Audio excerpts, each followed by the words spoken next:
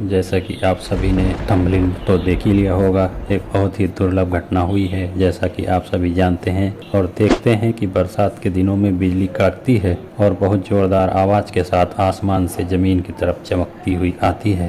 यह तो रही एक कॉमन घटना जिसे बच्चा बच्चा जानता है, लेकिन सिक्किम की पहाड़ियों के ऊपर इसका उल्टा हुआ है। यहाँ पर बिजली धरती की तरफ न आकर ऊपर अंतरिक्ष में आयन मंडल की तरफ चली गई है, वो भी लगभग 80 किलोमीटर की ऊंचाई तक। अब यह कैसे हुआ, चलिए ये समझते हैं। तो सबसे पहले यह समझते हैं कि बिजली कड़कती ही क्यों है। तो इसके लिए आसमान में कपास मेघों का होना बहुत आवश्यक होता है, क्योंकि ये मेघ बहुत बड़े होते हैं, बहुत चौड़े होते हैं और बारिश कराने की क्षमता इसमें बहुत अधिक होती है। इन मेघों में पानी बहुत अधिक होता है। तो जब पानी की बूंदें बादलों में नीचे की तरफ आती हैं और हवा ऊपर की तरफ उठती है और जिससे ऊपरी तरफ ऋणात्मक आयन उत्पन्न हो जाते हैं या फिर कहें धनात्मक आयन उत्पन्न हो जाते हैं और नीचे की तरफ ऋणात्मक आयन उत्पन्न हो जाते हैं, जिससे घर्षण के कारण बहुत तेज आवाज के साथ चमक उत्पन्न होती है। अब इतनी ऊर्जा को संभालने के लिए ये बिजली धरती की तरफ बढ़ती है, क्योंकि यहाँ पर धरती चार्जिंग का काम या फिर अर्थिंग का काम करती है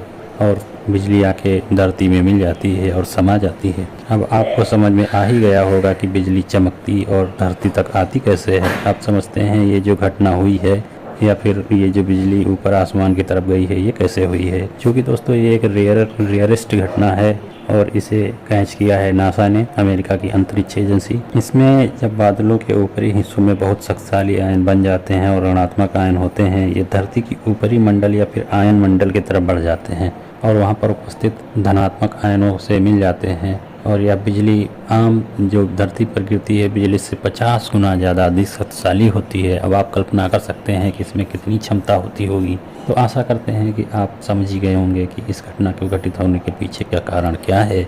चलिए आपसे फिर मिलते हैं नेक्स्ट वीडियो में। नमस्कार।